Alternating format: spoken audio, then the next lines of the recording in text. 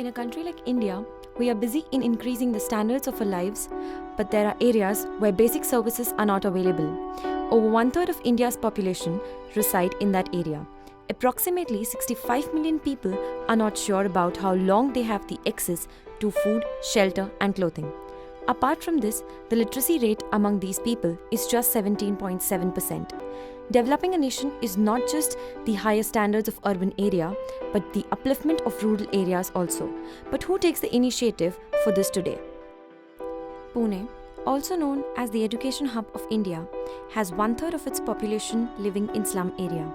For the underprivileged people in India, education is perceived as a high-priced luxury. Many struggle for the basic necessities where families are unable to provide proper food and education to their children, also known as the pillars of the nation. But who takes care of the education of these slum children? Within the population of 2.5 million people, there are few who are investing in these pillars of the nation. Mr. Nitin Giraffe is one of them. He's an engineer with a multinational firm. He stumbled across some kids while walking towards the temple one morning. He is using his imagination, creativity and efforts to make sure that food keeps the children motivated to come towards the school. So what you see is the street here, and that's where I was going one day on Saturday basically, and I saw a couple of students here playing and studying something, so I was a little bit curious to understand what's going on.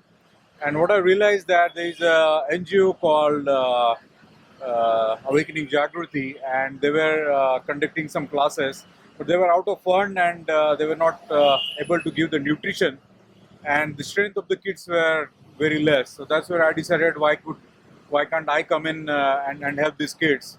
So I started giving them nutrition by myself on Saturday, and what I realized after 4 weeks that only on Saturday the strength used to go from, let's say, 10 every day to 40 on Saturday. So that's where I realized that the nutrition or the food is something which is actually attracting them and keeping them close to the study. Children here are not only taught the theoretical part of their subjects, but the basics of life, manners and etiquettes one should follow, and the discipline of life. For them, life is just waking up in a slum, roaming around and looking for food. If they get, it's good, and if they don't, then sleeping with a hungry stomach.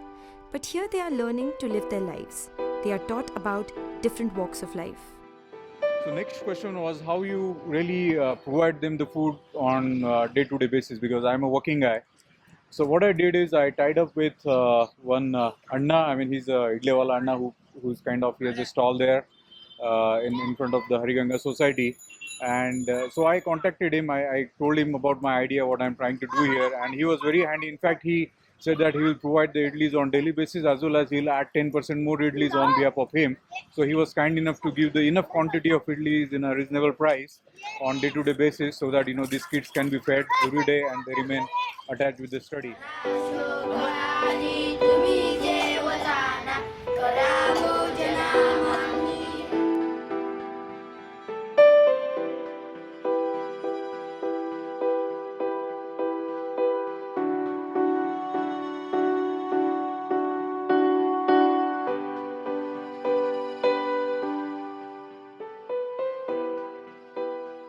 डेढ़ 2 साल से उनका इडली मेरे तरफ से उधर जाता, तो उनका 50-60 इडली जाता, मेरे भी 10-15-20 इडली तक डेली मैं भी उनको देता हूँ, मेरे तरफ से भी दान जाता है उनको। अभी 2 महीने से 2 जगह देता है, मतलब पहले सिर्फ इधर, अभी और किधर तो सर आके लेके जाते हैं 2 जगह डेली, हफ्ते में 6 दिन, सिर्फ संडे को नहीं है, बाकी हफ्ते 6 दिन, सोमवार से शनिवार तक रोज 11 बजे।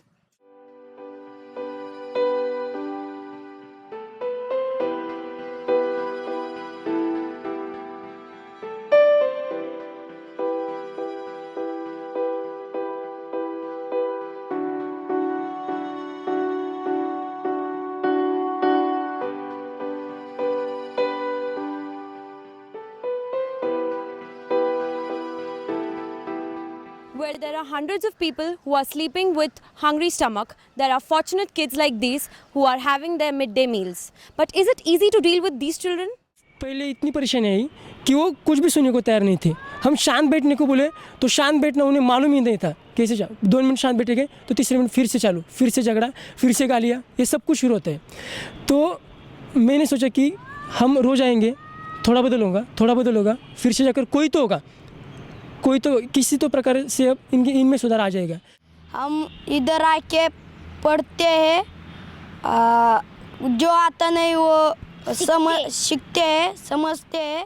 यहाँ आके स्कूल में हम सर हमको पढ़ाते हैं और 4-5 बजे हमें खाना मिलता है, इडली सांभर, और हम खाते हो, और हमें जो नहीं आता सर हमें वो सिखा देते हैं।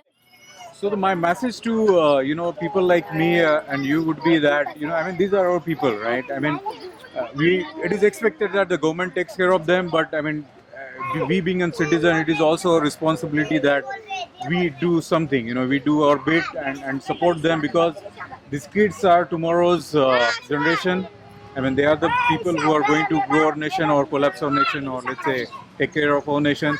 So it is important that they are imparted with the education, and so that they become a good citizen and responsible citizen of our India. So I mean that would be my message. So just do your bit. These kids don't know what their future will be, but they are living in their present. There are a million more kids striving hard to survive on the streets of Pune.